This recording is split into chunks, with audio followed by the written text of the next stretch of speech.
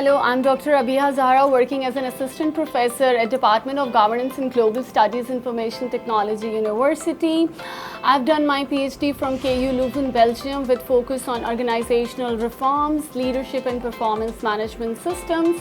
Our faculty members have international exposure with degrees from top institutions of the world. We are working on some really exciting research projects funded by international and national donors. We are working on multiple policy areas including police, education, social sectors, urban policy and public sector organizations.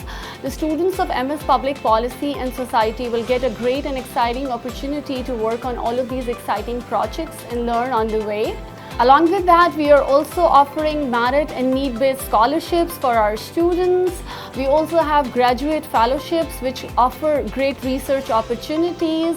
After graduation, our students will have multiple opportunities to work with public sector, private sector, NGOs and independent consultants.